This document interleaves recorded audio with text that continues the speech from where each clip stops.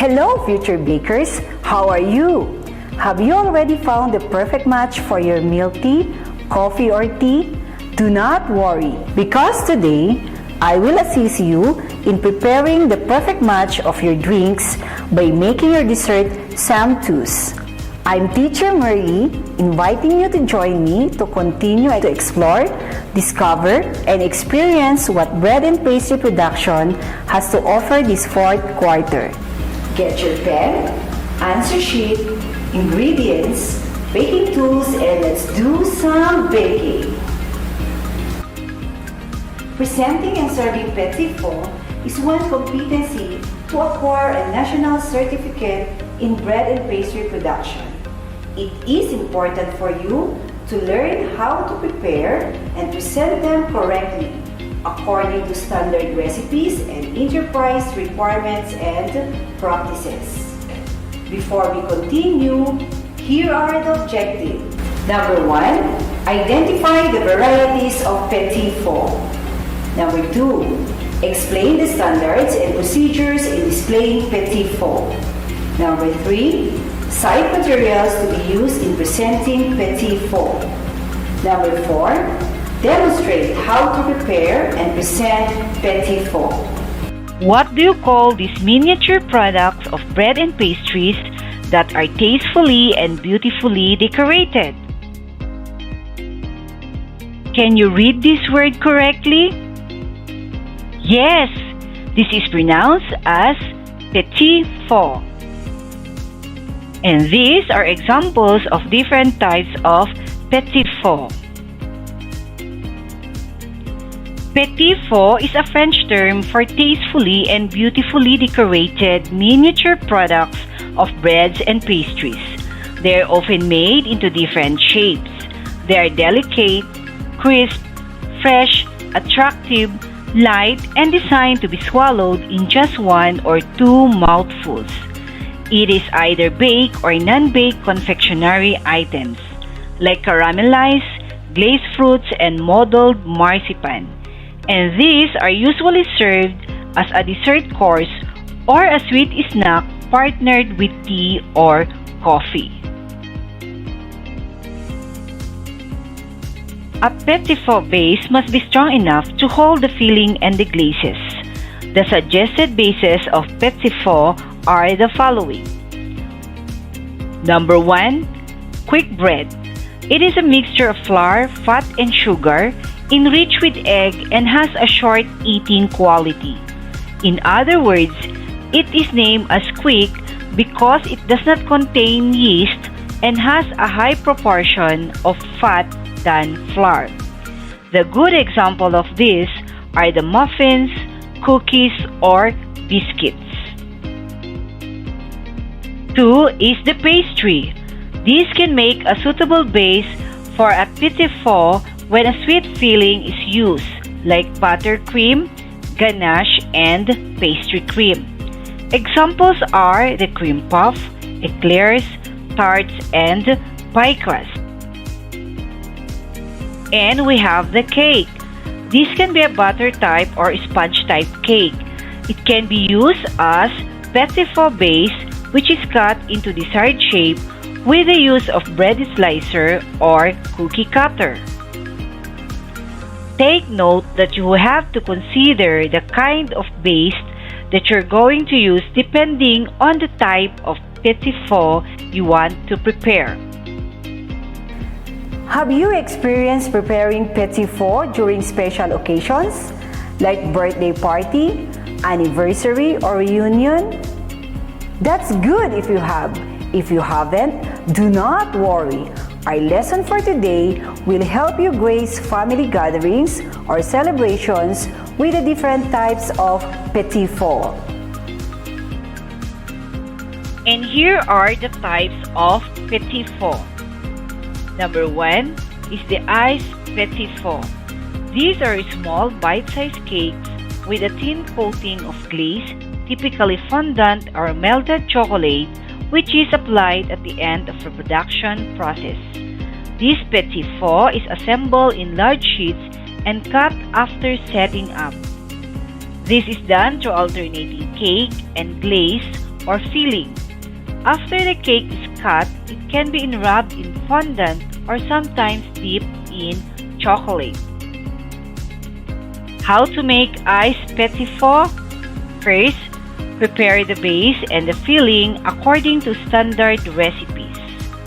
Second, spread filling and assemble the base, then cut into desired shape.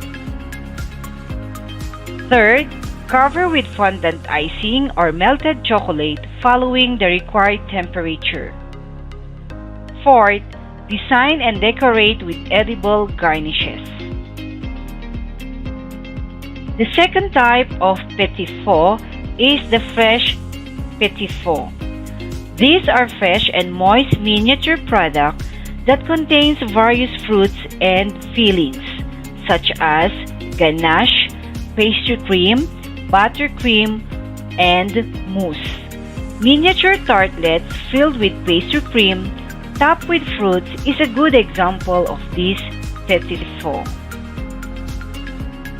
Here are the steps how to make a fresh petit four. First, prepare the pastries like tarts, cream puff, or eclairs as your base.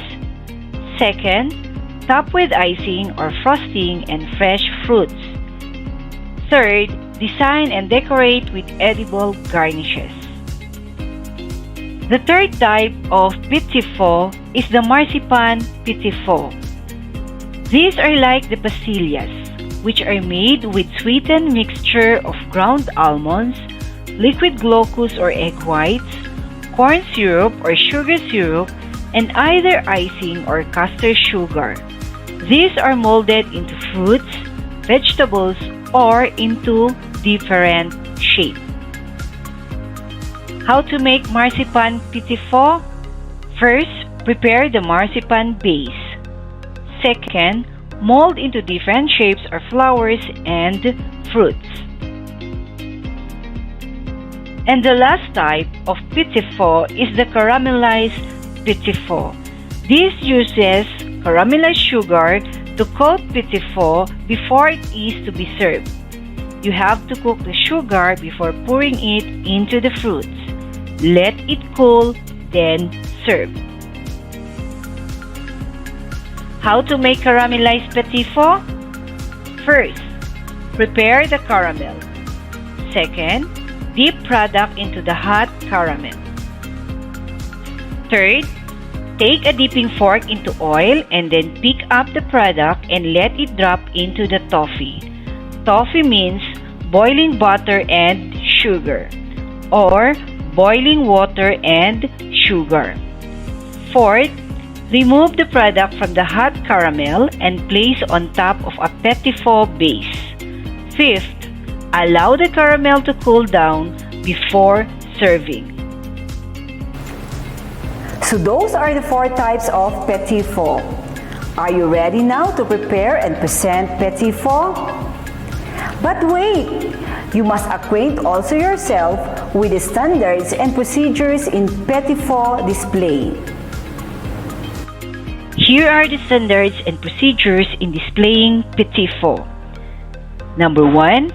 Each piece of petit four should be around 1.5 to 2 inches in length, good for 1 to 2 bites only.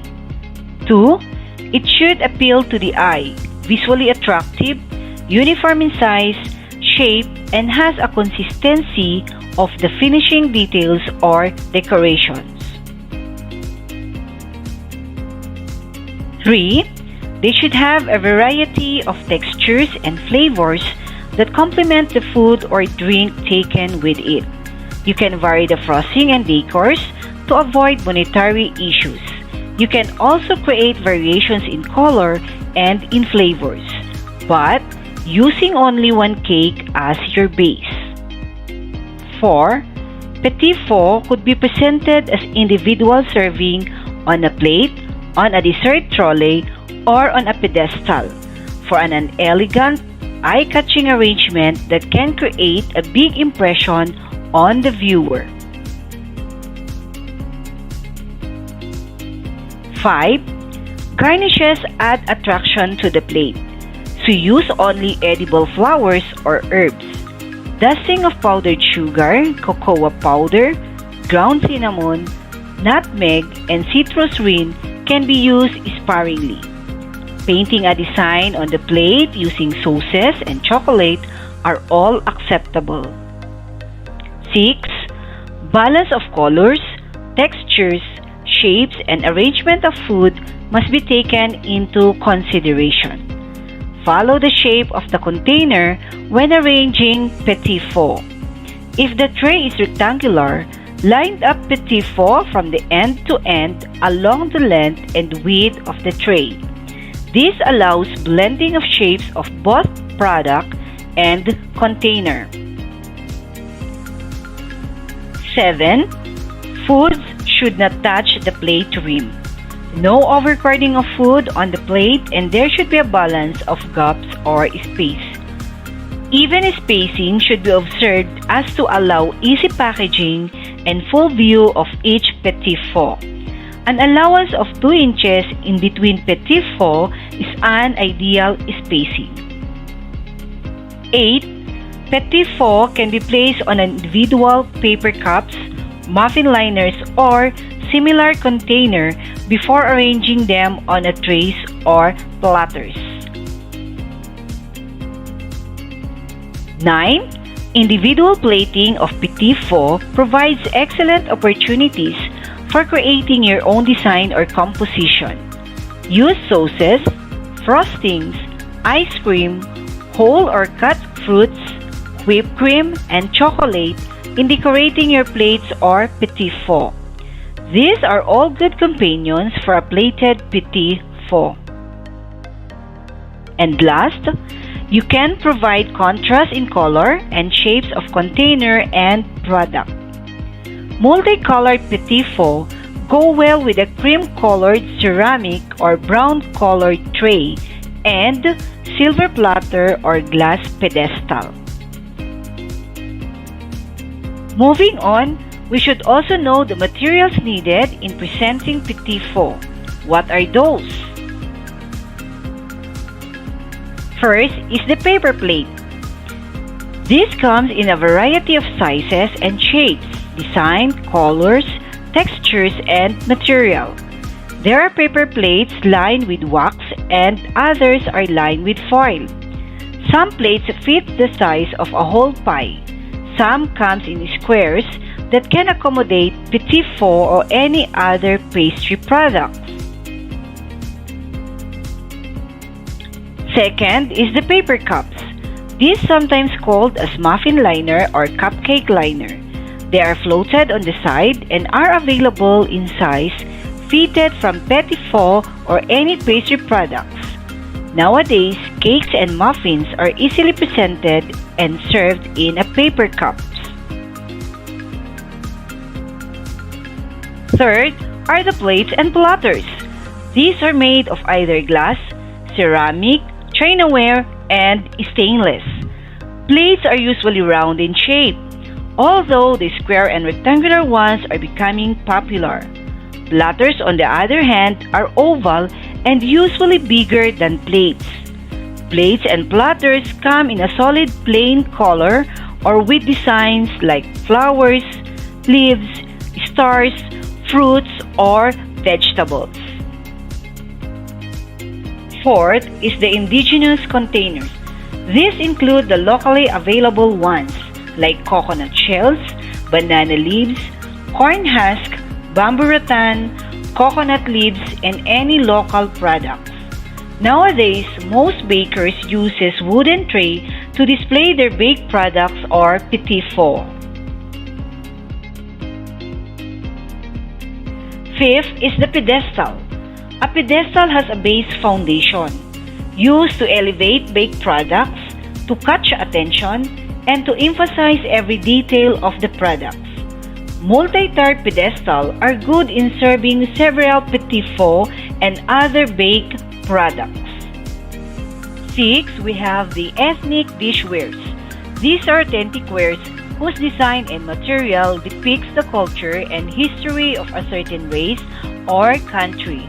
It tells something about the origin, period, and culture. Next is the cake keeper. This is usually opaque or a transparent container used in packaging petit four and keeps the products fresh and easy to handle. And finally, we have the trays. These are round, oval, or rectangular in shape. Trays are efficient containers in which can accommodate a great number of individual baked products that can be lined with paper dollies, embroidered, printed, or solid cloth. To understand more about Petit 4, let us watch this video. Hi learners! Welcome to my kitchen. At this moment, I'm going to demonstrate to you how to prepare and present Petit 4. In a previous lesson, you have learned the different kinds of cake making and pastry making. For now, we're going to use them as our Petit 4 base. I have here my butter cake, my mini muffins, and my cream puff. For my filling, I have here the Dolce de leche.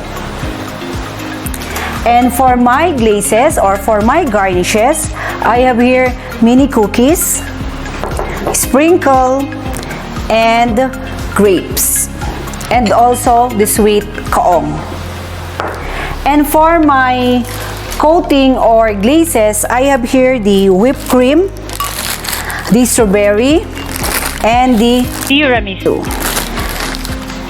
And for my coating, for my iced petit four, is the melted chocolate. Okay, let's start. Okay, let's start with our iced petit four.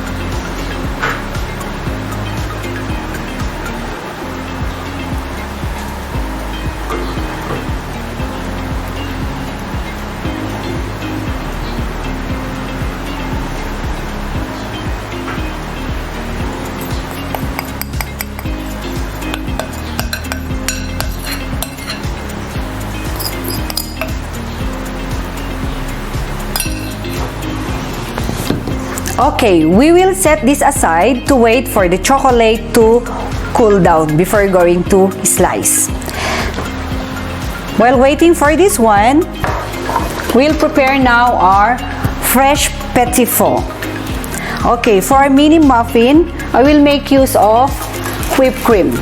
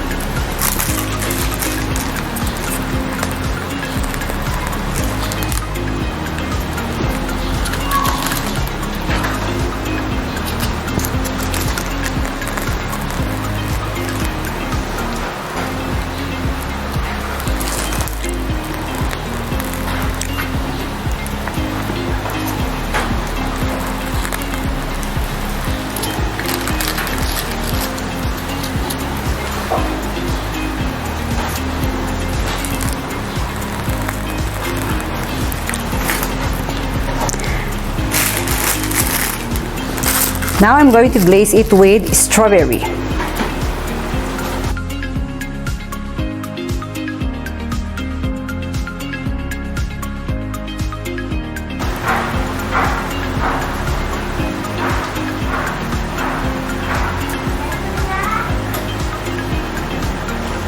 Okay, for this pink, I will make use of tiramisu.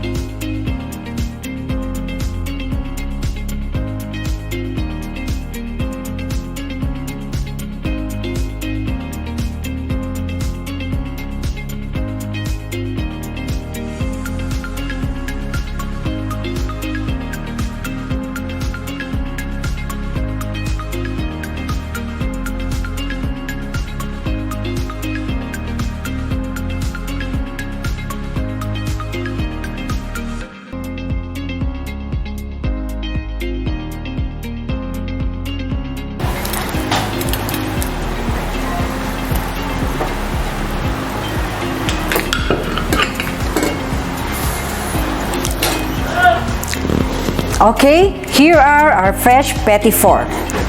Next is the cream puff. For a cream puff, I already injected the buttercream. So what I'm going to do now is to decorate my cream puff.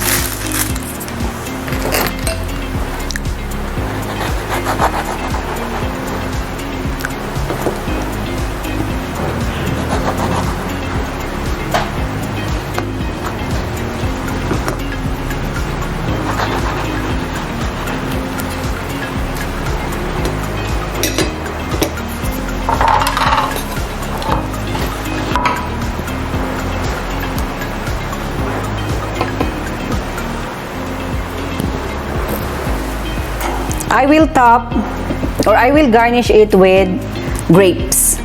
But you can also use strawberry if you have.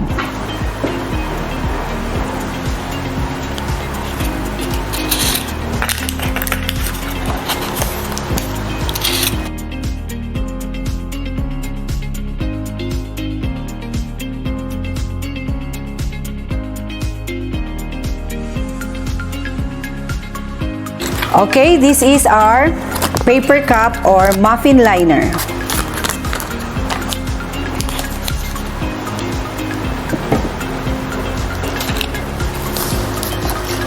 Okay, there.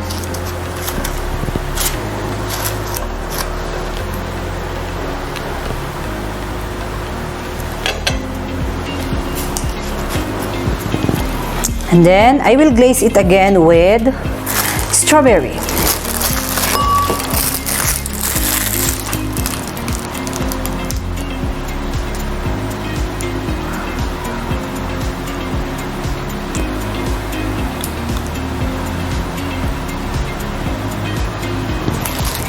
And this one, whipped cream.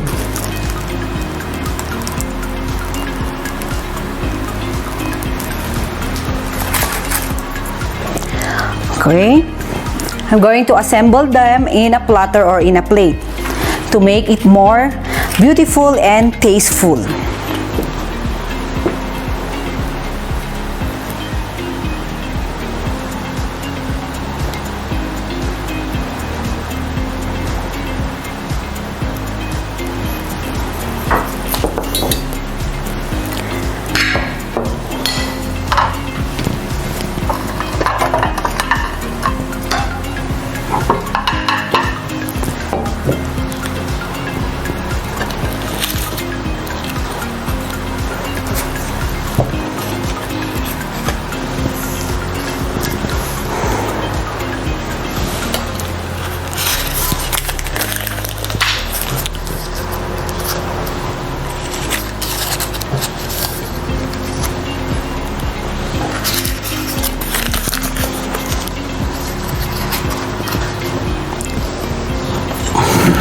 Okay. Here are our fresh petit four. Okay, now we will work with our iced petit four.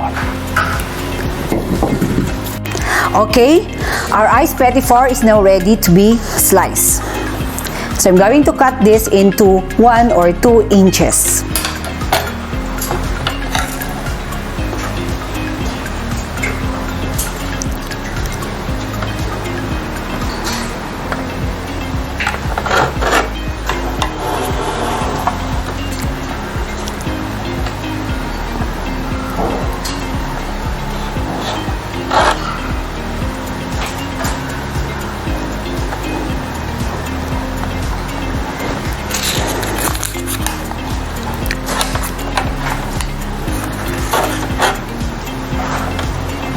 There you go.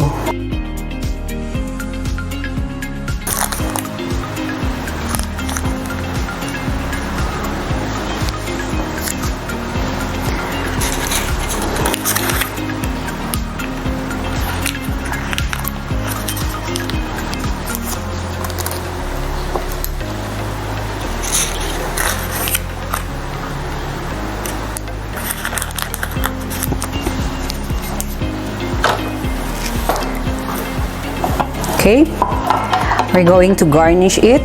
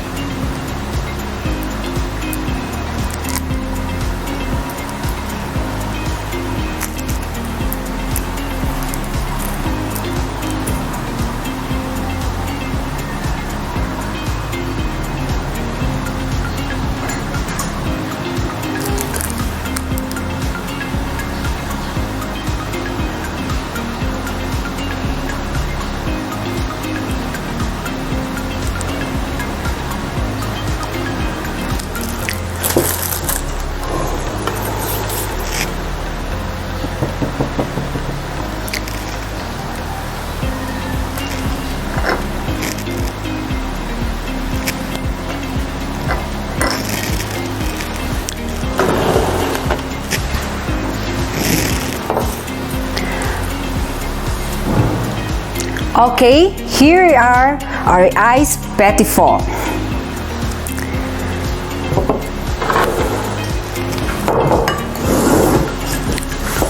So we're done with our petit four. Are you ready now with your milk tea, coffee or tea? Come on, let's taste this petit four. Isn't it yummy? Yes! Yay! Okay, thank you. Now you prepare your own petit four. That's what petit four is all about. Did you understand the lesson for today? Okay then, let us proceed with your task. Here's the direction of your activity. Read and analyze the statement carefully. Choose the letter of the correct answer and write it on your answer sheet. Number 1. Which of the following is described as miniature bite-sized confections coated with icing? A. Cake. B. Pastry. C. Dessert. D. Petit four. Number 2. What kind of petit four is decorated and covered with fondant icing? A. Fresh petit four. B. Iced petit four. C. Marzipan. And D. Petit four. Number 3. Which kind of petit four base has a high proportion of butter than flour? A. Cake. B. Meringue. C. Quick bread. D. Pastry. 4. What kind of petit four are made out of ground almonds and liquid glucose? A. Fresh petit four. B. Iced petit four. C. Marzipan. D. Petit four. 5. Which of the following uses toffee to coat fruits and serves as petit four? A. Caramelized. B. Fresh. C. Ice. D. Marzipan. Let's check your answer in this activity. 1. D. 2. B. 3. C. 4. C. 5. A. How did it go? Were you able to get them correctly? Great if you did. How about another activity?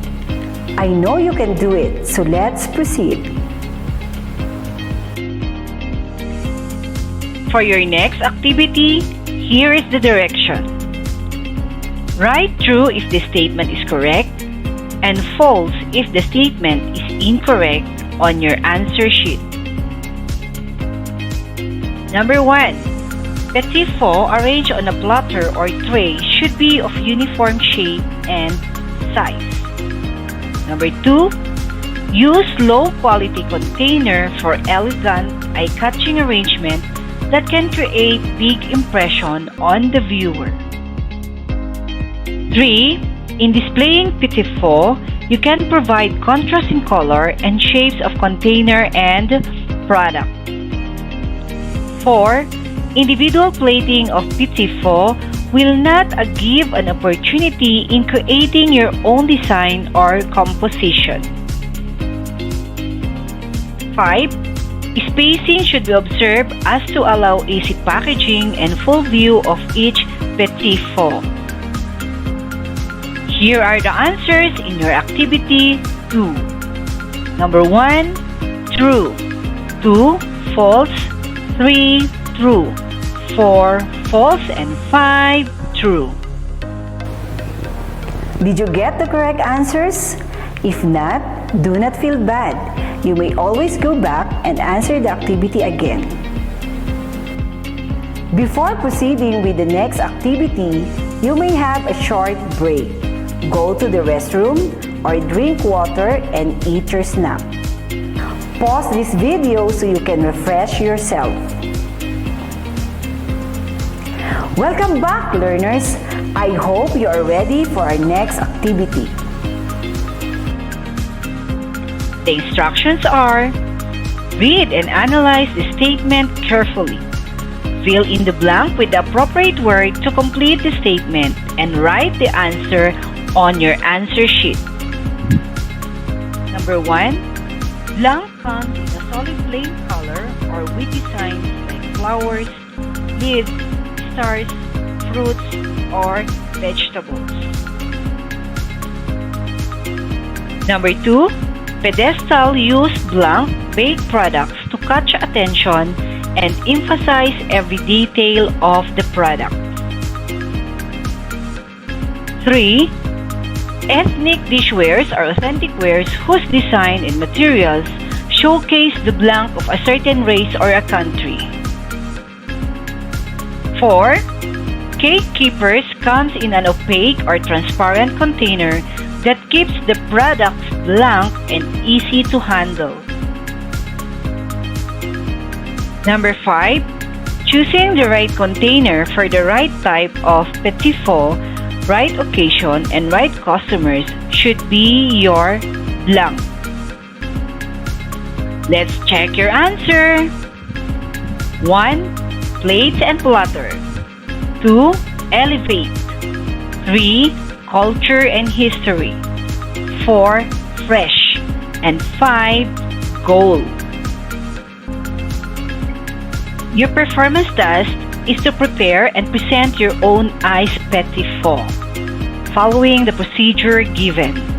Your performance will be evaluated based from the criteria. Let your parent or guardian assess your performance using the rubrics.